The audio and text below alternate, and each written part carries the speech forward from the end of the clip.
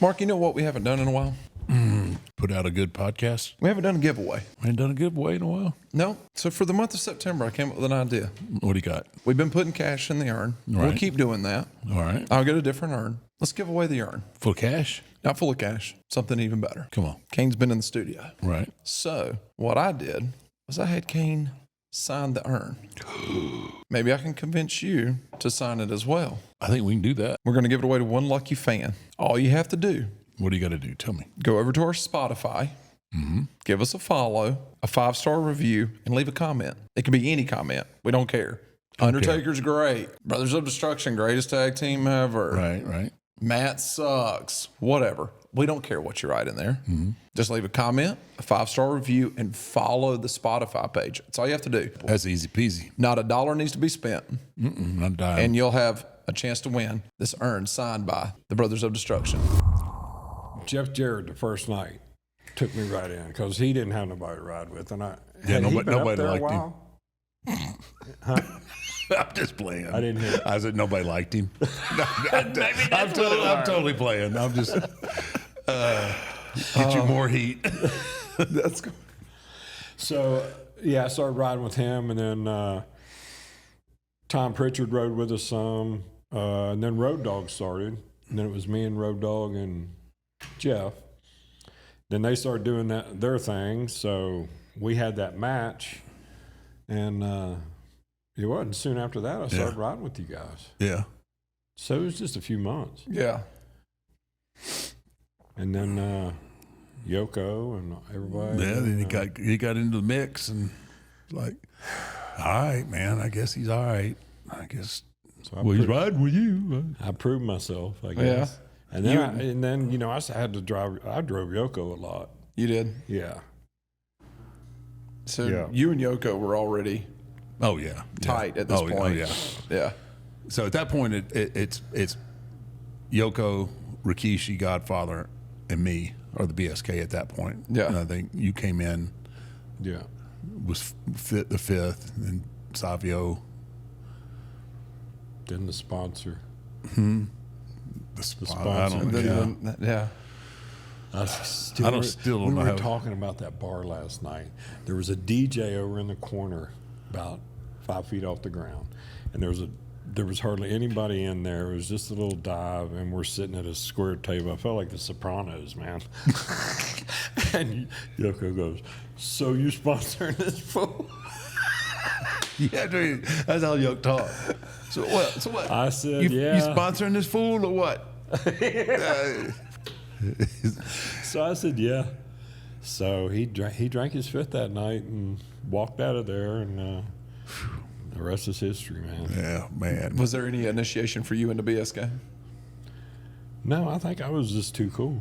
Yeah, he was all right. He fit right into the scheme of things. Yeah. Yeah. Yeah. We were the most eclectic group.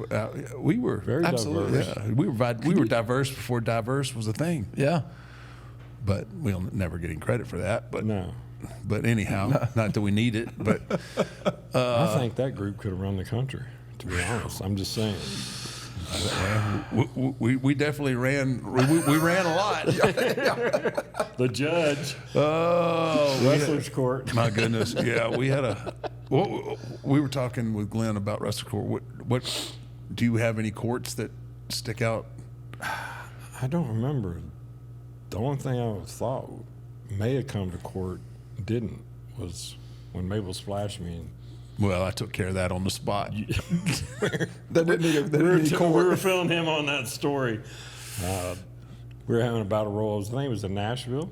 No, it was in Fresno. I think Fresno, California. Fresno. I think it was And Fresno, I remember California.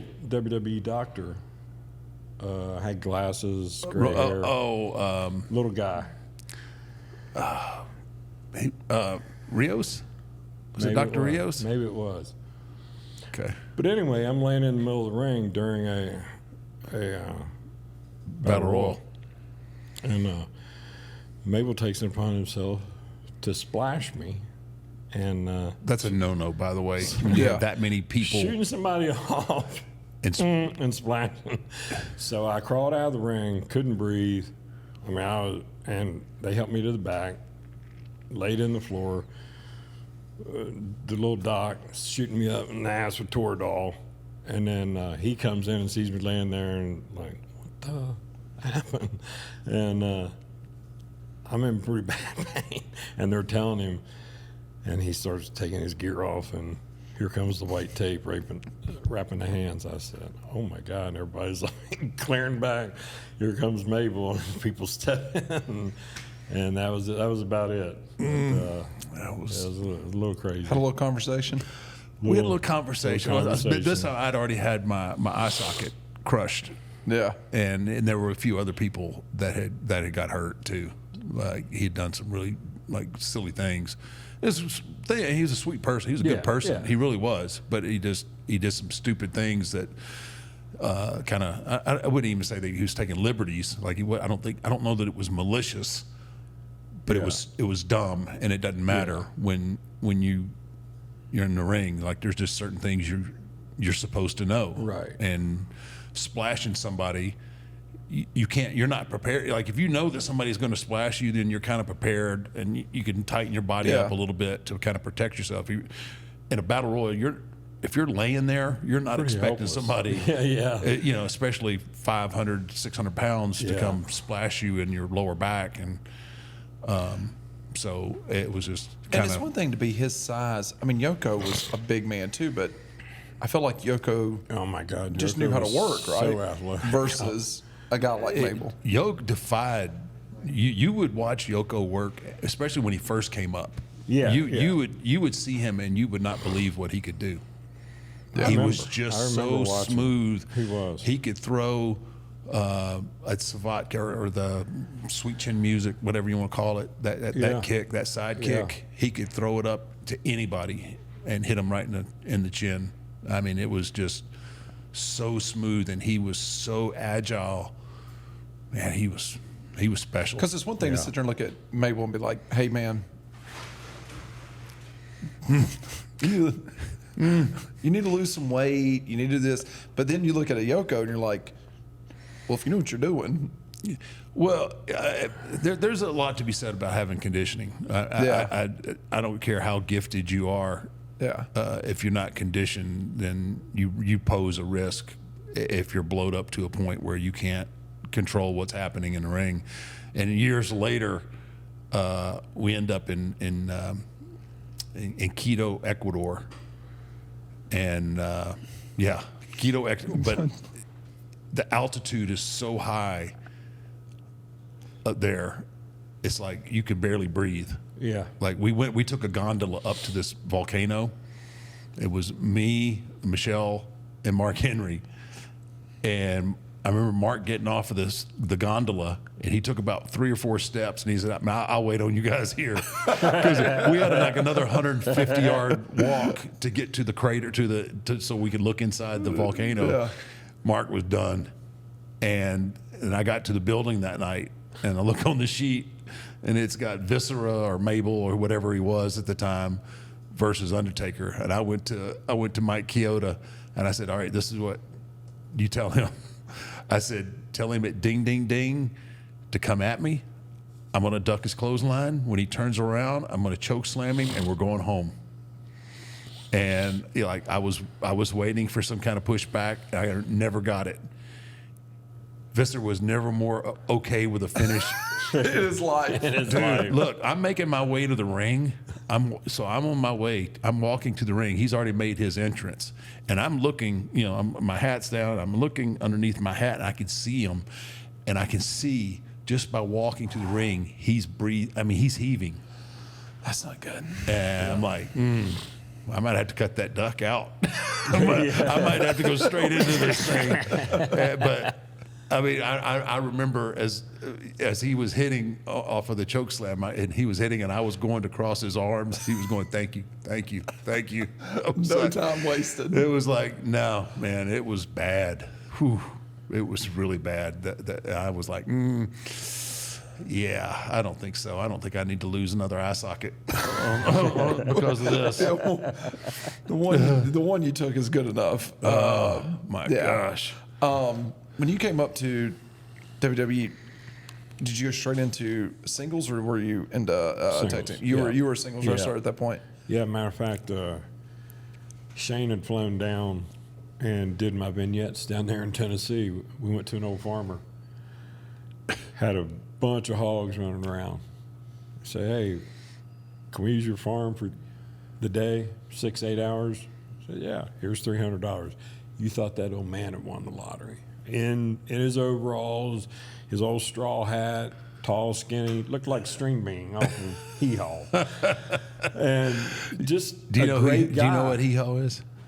You don't know what Hee Haw is, do Minnie you? Pearl died on my birthday. All right. All right. Junior Samples, Let me tell you BR549. something. BR5. You don't talk like this and not know what Hee Haw is. all right? You're a little young. You can't sell like me and know what Hee Haw. Not know who. Where was Hee Haw filmed? Where was the Hee Haw film? I don't know. California? California's a place you ought to be. Where? Backstage at the Grand Ole Opry. Was it Nashville. really? Yep, they filmed it right there at the stage at the Grand Ole I Opry. was going to go with Nashville and I went Yep. with California. I'll be dang. You learn something new every day. There you go, bud. Where, oh, where are you tonight? Why did you leave me here all alone? We're going off the rails already. I'm just saying. Hee Haw. Easy, happy day. There ain't nobody watching our show has a clue what Hee Haw is. They're gonna be Googling all night. Like, damn, them boys is old. See, y'all at a hog farm in Nashville. Huh? You're at a hog farm there in Tennessee. Yeah. Doing the Went to vignettes. the hog farm. The old man thought he'd won the lottery. He loved it. Sat on his porch that day and watched us. We did the vignettes, and it started soon after that. Shane was with you? Shane, yeah, he flew down with the camera guy, and How'd that go out there on the it hog was farm fun, with Shane? Yeah. hell, I was Shane, bringing like slop out there. And Shane, like he had been around a pig somewhere at some point in his life. Nah, Only not pig he'd really. been around was his bacon he had for breakfast. But yeah, we did the vignettes, man. It was an awesome time, and Was that character that hog? Was that something that Vince came up with, or was that something that you pitched the idea, or well, I pitched the idea because I grew up like that. Yeah. And so, I drove a truck, farmed, worked on the psych floor, worked in a hospital. And he said, "Oh, what about the farming? What kind of animals you got?" I said, "We got cows and chickens, and we raise a lot of hogs." And man, when I said that, it was like, bing. He said, "What do you do to the hogs?" I said, "Well, we slop them. Don't tell everything. And then we have to cut them a little bit." And then Castrate them just suckers. the boars. Breeding. And we do it, and on the farm, there's a lot of making bacon going on there. So we raise pigs, and but yeah, he went with that idea, and he goes, he wanted my initials to be HOG, so that's how he come up. And somebody in his family is named Orpheus. He told me. I don't doubt that. That doesn't Orpheus. It surprise was like a great uncle or his grandfather or somebody in the family. Their name is Orpheus. So that I was don't my know name. that I knew that was Henry what the O Orpheus was. Godwin. So I thought it was just O. I thought it was I just always Henry I O. think, Godwin. I think yeah. that I think I may have known it meant something. I never knew. And then Orpheus. Orpheus. Orifice. Orifice. That's what it should have been. Yeah. Henry Orifice Godwin.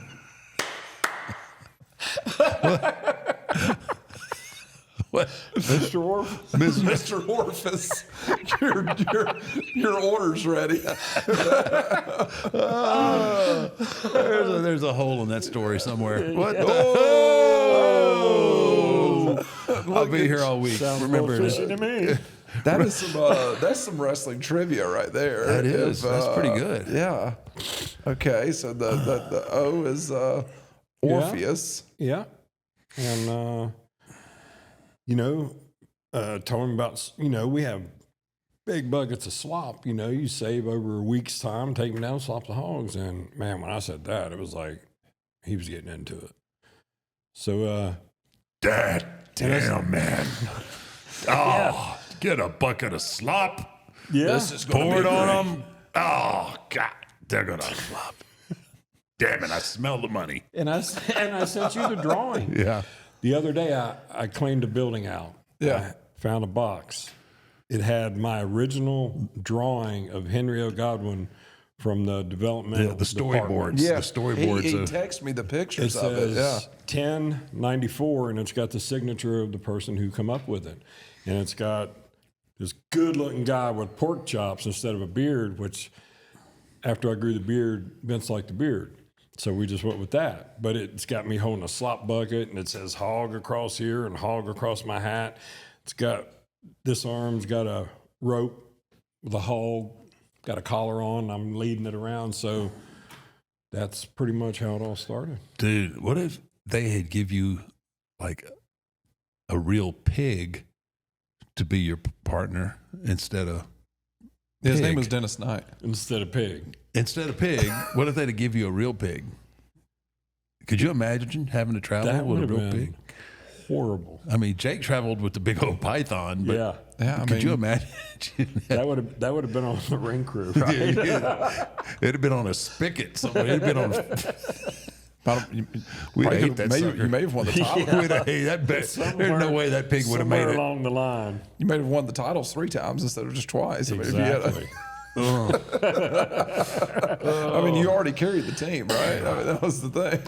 And Phineas, he was, his initials were Pig. Yeah. Phineas Ike Godwin, but he recently changed it to Phineas Indica Godwin. So I Indica. don't know where that comes from. But Indica? Indica. Indica. Yeah. Is it indigo? Indica? Indica. Indica weed. Indigo. Indigo weed. Yeah. Indica. Indica. That's his new name. He changed it. Yeah. Legally? I think so. Oh, good Lord. Oh, my, that's the weirdest. We'll get to that part when we get him. That's the weirdest part about booking the hotel rooms when you have to give, Phineas Indigo. Indigo Godwin. The lady's like, excuse me. Do you? Speaking of which, we talked about this when he was on the first time. Do you remember the night in Tampa when the frogs were attacking you? Oh my gosh, yeah. I was thinking about that yesterday. I was thinking about a lot yesterday. He came to Pigeon Forge to see me a couple weeks ago for our grand opening, and he got to meet some of the coworkers and everything. We're sitting outside, and I mentioned this story. Yeah. And it's everyone's, once you left, everyone's just sitting there and they're like, who is that guy? Really? They're like, what in the world? I was Pulled like, it off then. I was like, that's Undertaker's buddy. So what about what happened with Well, that night? it was after a show, and it was me and Phineas and Marcus here, and we went to. It was like a hut, wasn't it? Yeah, it was some beach bar kind of deal. Yeah, but our room was pretty cool where we were staying. Oh no, yeah. So it was the I think it's the Airport Hyatt in Tampa, and they had bungalows. Bungalows, they had bungalows in the back, and I think at the time we had a hookup. So yeah, so we had these private rooms in the back. It looked like and it was right on the bay, and it was real. All nice flowers. I mean, it was beautiful. It had like koi ponds and everything. Yeah. So we go get checked in, and I forgot something in the car. Well, while we were in there, Tex said, "Here, try this little piece of paper. Put it under your tongue." I said, "Come on, Tex." So we tried it. Famous last words. Come on, Tex. So, we're having a few beers, just talking about the night, eating. So I can go out to the car. So they got these concrete bridges with no railing or nothing, but they're wide enough. They're about 3 or 4 foot wide. You go over the koi ponds. Yeah.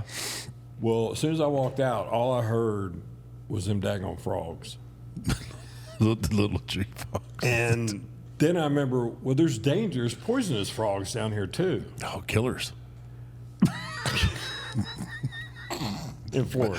Tree frogs. They're horrible. They're horrible, man. And they're jumping around and Been known to kill. giants. Giants. So I run back in with nothing in my hands and they start laughing. So they What were you seeing? It wasn't really so much what I was seeing, it's what I was hearing. It was magnified. Sometimes and, the imagination is far greater. I thought than, the frogs were about that big. and they were hungry. They sounded and they was hungry.